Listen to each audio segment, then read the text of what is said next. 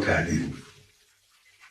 هم تهدید میکنه، هم با یک بیان سخیف و غیر قابل قبولی از ملت ایران صریحاً میخواد که بیایید تسلیم من بشید. Hii ni hotuba ya kiongozi mkuu wa Iran Ayatollah Ali Khamenei wakati alipokuwa akimjibu rais wa Marekani Donald Trump kuhusu kuingilia vita vinaendelea kati ya Israel pamoja na Iran. Lakini kabla ya kufanya mashambulizi yalioondoa uhai wa kiongozi mkuu nchini Iran Ayatollah Ali Khamenei, hii ilikuwa ni hotuba rasmi ya rais wa Marekani Donald Trump. Finally, to the great proud people of Iran, I say tonight that the hour of your freedom is at hand. Stay sheltered. Don't leave your home. It's very dangerous outside. Bombs will be dropping everywhere. When we are finished, take over your government. It will be yours. Hapa alieleza kwa undani ya kwamba operation imelenga katika maeneo muhimu ya Iran na atahakikisha Iran pamoja na serikali yake haimiliki nyuklia. Sasa Iran, Israel pamoja na Marekani isontofahamu inawachanganya wanasiasa pamoja na wachambuzi wa siasa za kimataifa. Maswali yao ni je, mgogoro wake ulianzia wapi? Na ni nini hasa kilipelekea ukinzani baina ya mataifa hayo? Ukizingatia ya kwamba Marekani inaonekana kuwa mbali kabisa na ukinzani huo. Kufahamu kiini hasa cha mgogoro wa Israel, Iran pamoja na Marekani. Maandalizi wa makala haya ni Floyd Vitus. Mimi ni Emmanuel Goodluck.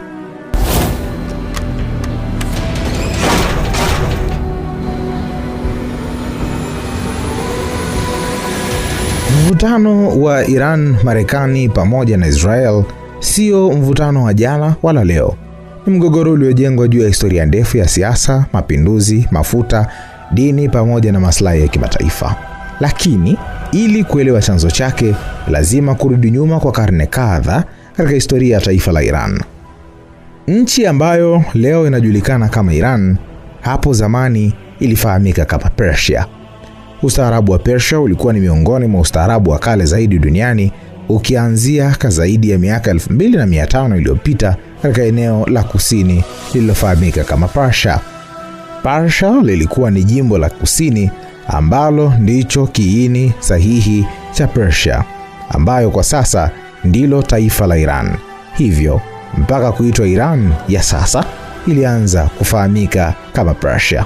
Lakini March 21 mwaka 1935, katika siku ya mwaka mpya wa Kiajemi uliofahamika kama Nowruz, Shah Reza Pahlavi, ambaye wakati huo alikuwa ni kiongozi mkuu wa taifa la Iran, aliamuru mataifa yote duniani kuacha kulitumia jina la Persia na kulitambua jina la Iran kama jina jipya la taifa lake, liendane na jina halisi la nchi hiyo na utambulisho wake wa ndani, ambao wakati huo ulikuwa ukifahamika miongoni mwa Wairan pekee waliokuwa wakilitambua taifa lao kwa jina la asili la Iran.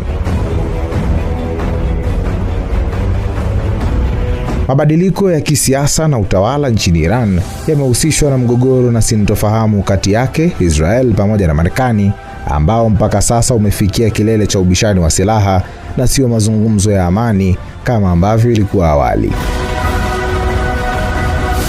Kabla ya mwaka 1925, Iran ilikuwa ikiongozwa katika tawala za kifalme, utawala ambao ulifahamika kama Shah, na hapo Ahmed Shah Qajar katika uongozi wake alitengeneza uhusiano na mataifa mbalimbali kutoka magharibi kama Uingereza. Mwaka 1925, Reza Shah Pahlavi aliingia madarakani. Wakati akiingia madarakani alikutana na mikataba iliyosainiwa awali kati ya Iran na nchi nyingine juu ya makubaliano mbalimbali kuhusu mafuta yaliyokuwa yakipatikana katika taifa la Iran. Mkataba mmojawapo uliosainiwa ni ule mkataba wa mwaka 1901 uliofahamika kama Anglo-Persian Oil Company, na baadaye kubadilika tena ukitambulika kama Anglo-Iranian Oil Company, ambapo Anglo-Persian ni kwa sababu wakati huo Iran ilikuwa ikifahamika kama Persia. Na mwaka 1933 mkataba wa mafuta kati ya Iran pamoja na Uingereza uliboreshwa zaidi, na hapa maslahi ya Iran yaliongezeka, japo Muingereza aliendelea kunufaika zaidi kuliko Iran. Mkataba huu katika maboresho yake uliongezwa udhibiti katika uchimbaji na usafirishaji wa mafuta, lakini pia uliongezwa muda wa mkataba ambao ulirefushwa na kufikia kutamatika mwaka 1993, sawa na kipindi cha miaka 60 baadaye.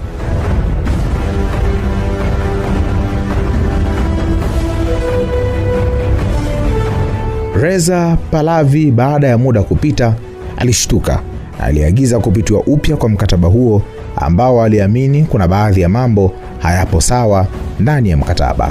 Kutokana na hilo, Uingereza nao wakashtuka. Wakati wa vita ya pili ya dunia, Uingereza iliungana na Urusi kupinga utawala wa Reza, huku wakimtuhumu kiongozi huyo kushirikiana na aliyekuwa kiongozi wa Ujerumani Adolf Hitler kufanya uhalifu. Na baadaye mwaka 1941 Uingereza na Urusi waliungana kuishambulia Iran ili kuondoa utawala wa Reza Shah Pahlavi, na hakika jambo lao lilifanikiwa. Shambulio hilo lilimuondoa madarakani Reza, na nafasi yake ilichukuliwa na mwanae aliyeitwa Mohammad Reza Pahlavi mwaka 1941, na huyu aliingia madarakani akiwa mshirika wa Marekani pamoja na Uingereza. Kwa hiyo mapinduzi ya kumuondoa baba yake Reza Shah Pahlavi ulikuwa ni mkakati wa Uingereza na Marekani ili kuendelea kunufaika na mafuta yanayotoka katika taifa la Iran. Baadaye mwaka 1951 kuliibuka mzalendo mwingine ndani ya taifa la Iran, ambapo bunge la Iran lilimchagua Mohammad Mossadegh kuwa waziri mkuu katika taifa la Iran, ambapo mara tu baada ya kuingia madarakani, Mossadegh alitaifisha makampuni ya Uingereza yaliyowekeza katika kusafirisha na kuchimba mafuta ya Iran, ambayo yalinufaika zaidi kwa mujibu wa mkataba wa mwaka 1901, na nyuma ya hapo na Uingereza na Marekani walikuwa wakinufaika na mkataba huo wakaathirika rasmi.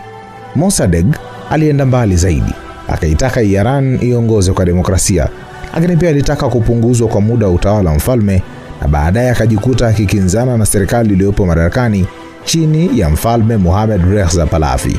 Na nchi za magharibi hazikupenda uwepo wa Mohammad Mossadegh kama waziri mkuu ndani ya taifa la Iran, maana alionekana kuwa kikwazo cha waziwazi katika harakati zao za kibiashara, na zilianza kutafuta namna rasmi ya kumuondoa katika kiti chake cha waziri mkuu.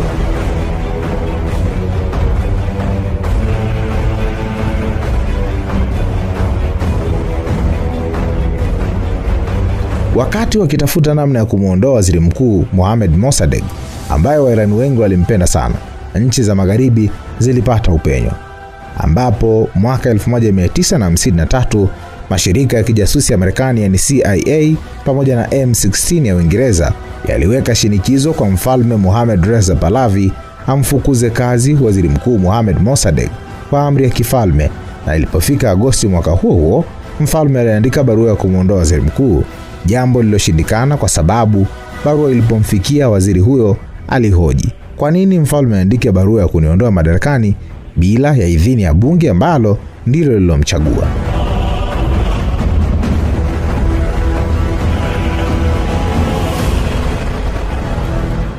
Kwa hofu ya kutiwa nguvuni na kuondolewa madarakani na nguvu ya waziri mkuu Mohammad Mossadegh, mfalme Mohammad Reza Pahlavi alikimbia nchi hiyo, na hapo CIA na M16 yatengeneza njia nyingine ya kumpindua waziri huyo, ambapo waliamua kutumia njia ya kufadhili maandamano kwa honga wanasiasa pamoja na maafisa wa jeshi, ambapo operesheni hiyo ilibatizwa jina la Operation Ajax.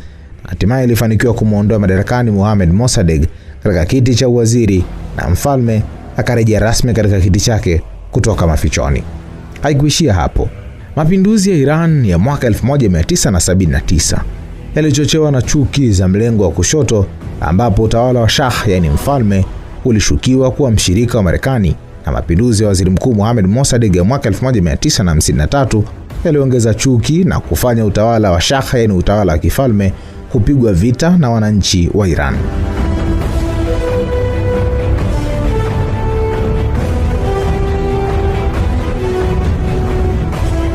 Miongo kadhaa ya hasira dhidi ya utawala wa kifalme na ushawishi wa magharibi hatimaye ililipuka mwaka 1979 katika tukio lililojulikana kama Iranian Revolution, yani mapinduzi ya Iran. Mapinduzi yaliyoongozwa na kiongozi wa kidini Ayatollah Ruhollah Khomeini. Baada ya mapinduzi hayo ya Iran, utawala wa kifalme uliondolewa madarakani. Iran ikawa rasmi Jamhuri ya Kiislamu na mahusiano baina ya Iran na Marekani yakavunjika kabisa, ambapo mwaka huo huo ulitokea tukio lilojulikana kama Iran Hostage Crisis, ambapo wanaharakati wa Iran walivamia ubalozi wa Marekani mjini Tehran na kuwashikilia mateka wanadiplomasia wa Marekani kwa zaidi ya siku 444. Tukio hili lilifanya uhusiano kati ya Iran na Marekani kuwa katika hali mbaya zaidi.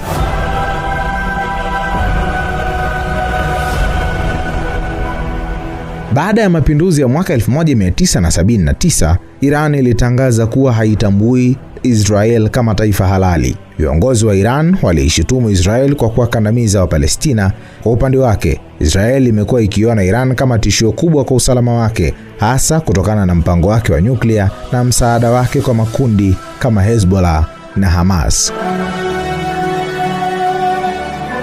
Kwa miaka mingi sasa, mgogoro mkubwa kati ya Iran, Israel na Marekani umejikita katika mpango wa nyuklia wa Iran. Mataifa ya Magharibi yanaamini kuwa Iran inajaribu kutengeneza silaha za nyuklia, wakati Iran yenyewe inasema mpango wake ni kwa ajili ya uzalishaji wa nishati ya umeme. Hali hiyo imepelekea vikwazo vya kiuchumi, mashambulizi ya siri pamoja na vitisho vya vita baina ya taifa la Marekani, Israel pamoja na Iran. Leo hii mvutano baina ya Iran pamoja na Israel na Marekani bado unaendelea kuwa miongoni mwa migogoro mikubwa zaidi duniani. Mashambulizi ya kijeshi, lakini vita vya wakala kupitia makundi mbalimbali ya kijeshi kama Quds pamoja na vita vya kidiplomasia vinaendelea kutishia usalama ndani ya Mashariki ya Kati na dunia kwa ujumla.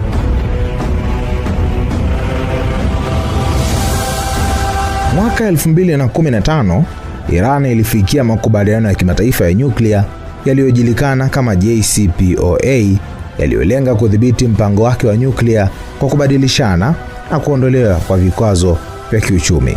Hata hivyo, mwaka 2018 Marekani ilijiondoa kwenye makubaliano hayo na kurejesha vikwazo vikali dhidi ya Iran, ambapo baada ya hatua hiyo Iran ilianza tena kuongeza kiwango cha utajiri wa uranium, hali iliongeza hofu ya uwezekano wa Iran kutengeneza silaha za nyuklia.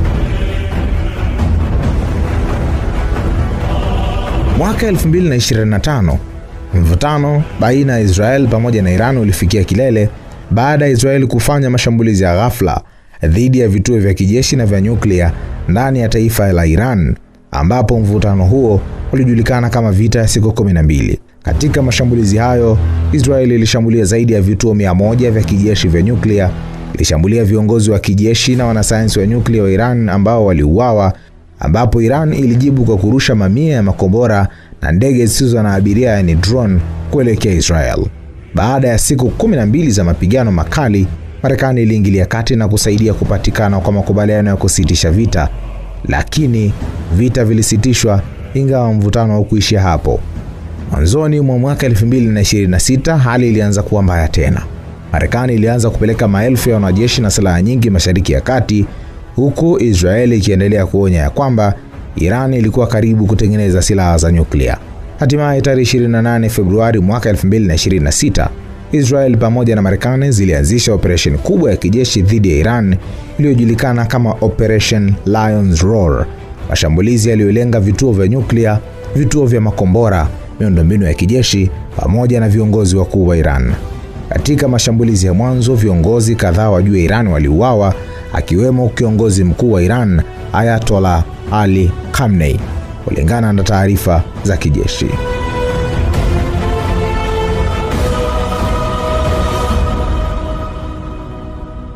Baada ya mashambulizi hayo, Iran ilijibu kwa nguvu kubwa, ambapo walirusha makombora ya ballistic kuelekea Israel, wakashambulia pia kambi za kijeshi za Marekani katika nchi za Ghuba na kutumia droni nyingi za kijeshi kuelekea Israel. Mashambulizi haya yalifanya mgogoro huo kuelekea katika maeneo mengi ya Mashariki ya Kati, ambapo Iran pia ilifunga rasmi mlango wa bahari wa Hormuz, ambao ni njia muhimu ya usafirishaji wa mafuta duniani.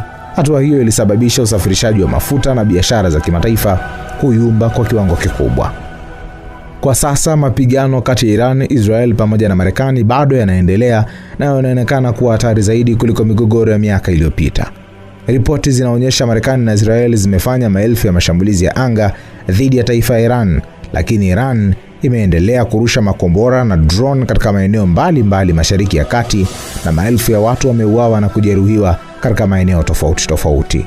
Mgogoro huu pia umeanza kuiathiri dunia nzima kwa sababu bei za mafuta zinapanda katika maeneo tofauti na usafiri wa meli katika Ghuba ya Uajemi umepungua kwa kiasi kikubwa. Baadhi ya mataifa pia yamefunga anga zao, huko safari za ndege katika maeneo mbalimbali zikizuiwa, na uchumi wa dunia unaendelea kuwa katika hatari kubwa kutokana na mgogoro unaoendelea baina ya Marekani, Iran na Israel.